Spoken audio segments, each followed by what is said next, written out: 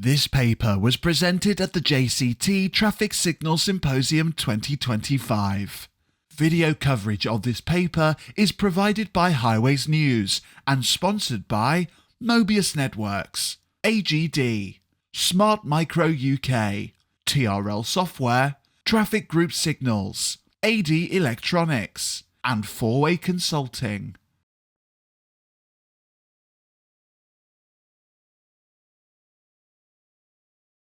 Thank you very much, and good morning, everyone. So I'm going to dive straight in with a definition of what we mean by digital twin, because Michael and I will be talking about the implementation of the digital twin in the City of York for automating signal plan changes and testing. So the definition I'll use is one in a lot of the literature, that there are a range of digital twin technologies. So they range from having a digital model, which we're all or many at least, are familiar in this room of how we use digital models of traffic systems, whether that's off an individual junction or using something like VSIM for a corridor, an offline representation of the traffic system that we calibrate offline using some historical data to inform design of infrastructure and testing. What you then get if you combine real-time data feeds with a digital model is a digital shadow. So with that, you can get a real-time view of what's happening and using that to inform decision-making, what's happening on the ground.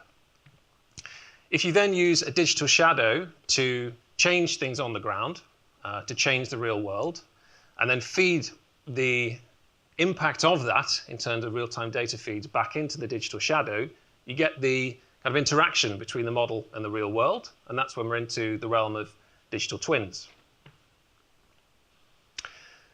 And the City of York have had their own digital twin capability since around 2021, around that time. And this is a digital model of the entire city using a wide range of data feeds. Won't go through all of them on the right-hand side. But this updates every 5 minutes with information about traffic flows, traffic speeds, signal timings as well. Every time a cycle completes, the information about that signal timing is fed through to the digital model to inform the prediction of what is happening right now across the whole of the city. And the real power of the digital twin is that because it's a model-based system, you can also test alternative scenarios or alternative strategies in real time based on what's happening on the ground. So before York had the digital twin, the way that they would deal with issues on the ground is if they become aware that there is an issue, and that'd be either through noticing it on CCTV or being informed by the public or maybe bus operators that there are delays happening on the ground, and then looking at that part of the network with CCTV and then changing signal timings, adapting some of the timings through their knowledge and experience of the network, making those changes through UTC and then observing them and monitoring until the situation improves. With the digital twin capability, they now can see the entire network, and they can see things as they're evolving and be alerted automatically to there are some unusual situations happening, go and have a look. And then they can use their knowledge, use their experience, change signal timings, and use that digital twin to see how the situation evolves.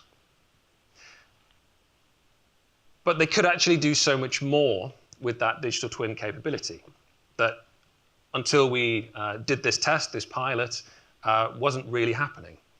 Because the network monitoring officers, if they know that there is an issue happening in a certain location, they could actually input different signal plans, different strategies into the digital twin, simulate them, get results back in a few seconds, and then based on whichever outcome is the best one, whichever scenario is best, then implement that on the ground, allowing them to be really kind of proactive in their traffic management. The reason why York haven't managed to do that so far is due to an issue of resourcing.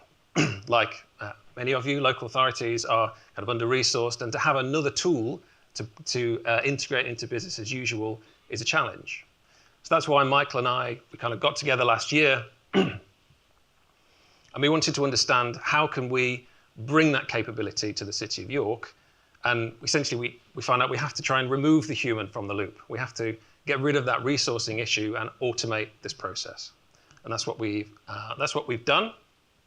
We set up a study. We ran this last year.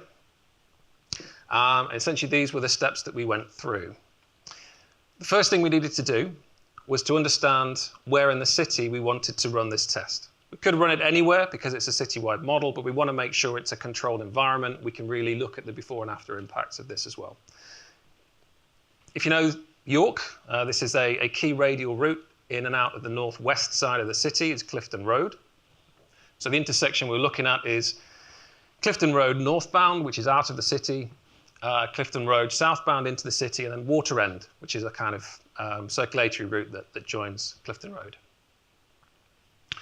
And what we wanted to test was, we want to set up an automated process compared to what York was doing at the time.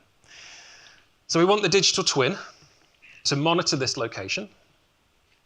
And then when the situation becomes unusual or exceeds a certain threshold, to then trigger some automatic simulations of alternative signal plans. So the first thing we need to decide is what is unusual. So in the digital twin, we created these sort of journey time sections, one for each of the approaches for this junction, and we're going to monitor the journey time on each of these approaches over time, just to understand what is the threshold at which we're going to be trying to test some alternatives and automatically implement these changes on the ground. So this is an example of how we monitored the journey times. You've got essentially a measure of delay that's been normalized. This is a graph of journey time over kind of typical free flow conditions for each of those three approaches. So each of the different colors in that graph is one of those approaches. You can see Water End was looking to be the most problematic one. Essentially, we looked at finding a different value, or finding the value at which we think that's the threshold to trigger these simulations of alternative signal plans. In the end, we settled on twice free flow conditions to be a sensible trigger. And at this bottom part of the graph here shows you which of the approaches were being triggered over the course of time. So we have our junction, we have our KPIs, our circumstances under which it's going to trigger the system to do something, twice free flow conditions. The next thing we needed to do was tell the system what are these alternative signal plans we want to be tested. This was straightforward because the digital twin is already connected to UTC. It's already got a digital representation of the signalized intersections, the signal plans, the baseline timings. Michael just sent us a range of alternative plans that they would tend to implement at this location in a format you're probably familiar with, and it was a trivial task to put them in. I think you also gave us some red herrings just to see what the system would do to kind of test it out as well. So the system knows what are the alternative plans that will be tested. Then we set up the automated workflow. And the workflow was, I'll bring up these other bits so you can see those. Right. So the workflow was, every 5 minutes, when the model's updated with the live data, check these approaches. Has that threshold been reached at which we want to test some alternatives? If so, then at this junction, simulate all 5 of these different plans and see what you get. It took maybe 15, 20 seconds to do those simulations. And then score them, because we need to compare them somehow to work out which plan is actually the best. And for me, this was the most interesting part of the study. We went for something quite simple. In this case, we just took a simple weighted average of the journey time improvement for that scenario, for that signal plan compared to the baseline. But here there is a lot of potential for building in other data feeds to inform that weighting, because you might have the approach, for example, Clifton Road southbound into the city. If there are a lot of bus routes coming down that route, and you know that the bus journey times are currently behind schedule, you could decide to weight that approach in real time as well.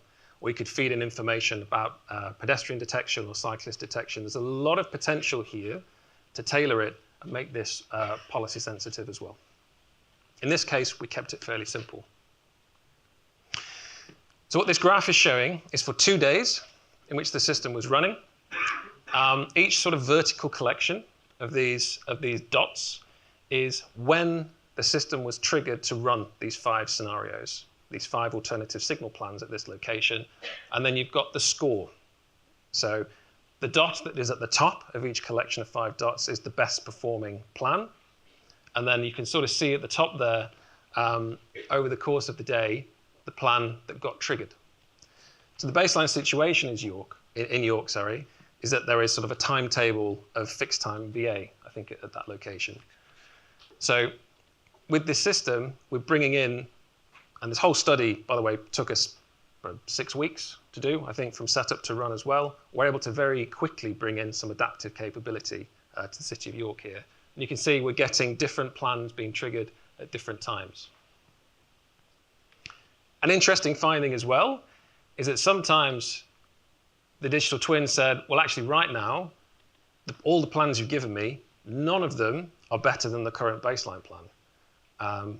But I think, Michael, you were quite pleased with that, because it's kind of saying, this is weird. You need to go and have a look now, hands off. So it's kind of also building in the potential to say, bring the human back in the loop. You need to kind of take a look at this. This is really unusual.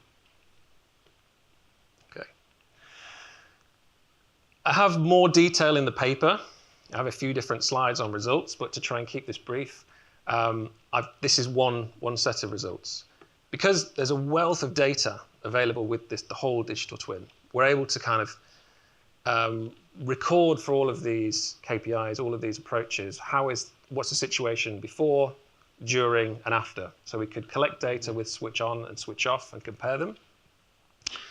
And just to kind of give you an idea of a couple of the key outcomes that we found.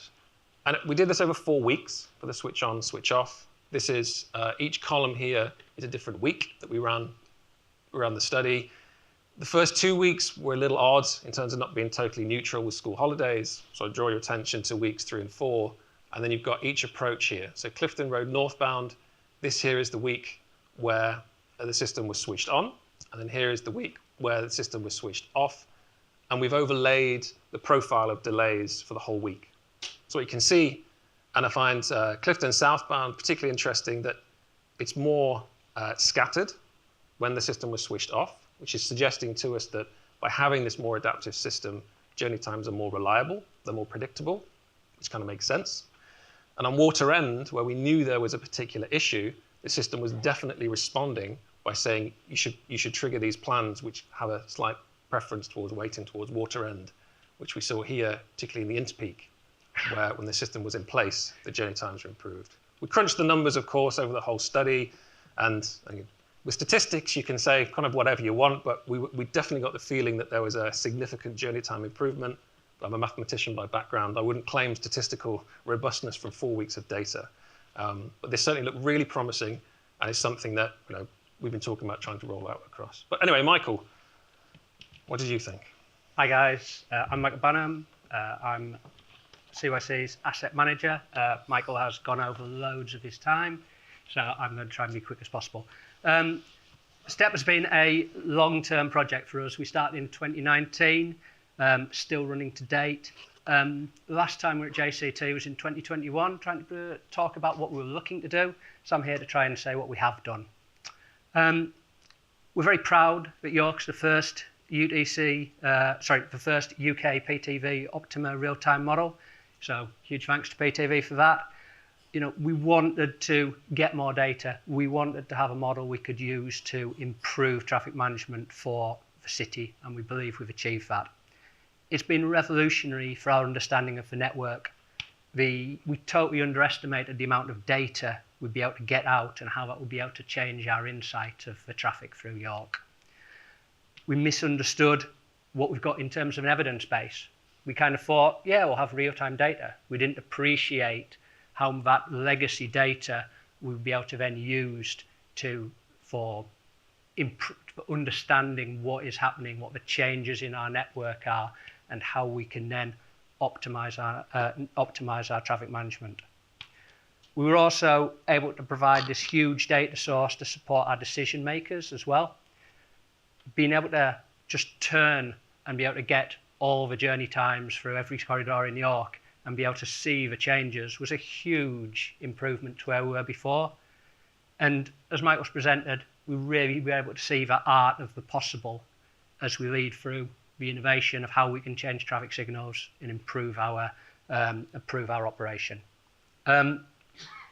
Obviously, all these projects have challenges and bumps in the road. You know, we massively underestimated our staffing needs for business as usual. Operating a real-time model where we're trying to take real-time data in, understand that data, and make sure that the network reflects what's happening on a day-to-day basis is a big thing to do. We had lots of problems trying to understand roadworks in it. The network's ever changing. No 2 days are the same. I'm going to get pulled off very soon, so I'm going to be very quick. But we were very keen. I found that really difficult. Also, data. We had loads of data. We wanted more. We always wanted more. Shall I stop now, or are you going to pull? Or shall I do one more? One more. One more, sure? Okay. The future. York's looking to reduce traffic by journey times by 20%. Key to this is IDS data to manage our network. We're looking for more data on cyclists and pedestrians, active modes, so we can try and help improve our networks for them. And as always, we're trying to do this at a fast pace with as much innovation as possible. As I say, I'm really happy to talk to anyone about our findings in STEP. So please come and find me later on. Thank you. Thank you very much.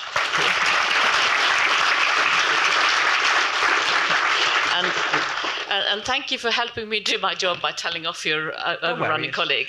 Nicely done. I think John should get you in the moderator role next year, definitely. Thank you. So clearly a very interesting detailed paper, which I recommend that you read. And yes, please speak to the gents as well in the break, because I will only take one question, because I'm committed to bringing you into coffee on time, which I think you will appreciate. So yeah, absolutely. Let's go with Mr. Playdale. Mark Playdale. Speaking on behalf of Topaz, your final point, Michael Banham, about connected sensors. There is currently development work inside Topaz on 2547, which is looking at the quality of detection data for a range of use cases and applications, and in 2545, a connection protocol to relay that information. It wasn't what I was going to ask you up until that last slide, but it's a point of information for the entire audience. Topaz would dearly like to hear from any of you about use cases and intelligent detection, how you're using it, what you need from it. Thank you very much, Mark. And Keely and Mark are out there. There's a stand, isn't there, for anyone who's interested to go and talk. Did you want to comment on what Mark just said? I don't. No. Yes. Just accept it, yeah. Yes. Okay, great. Thank you very much. Thank you.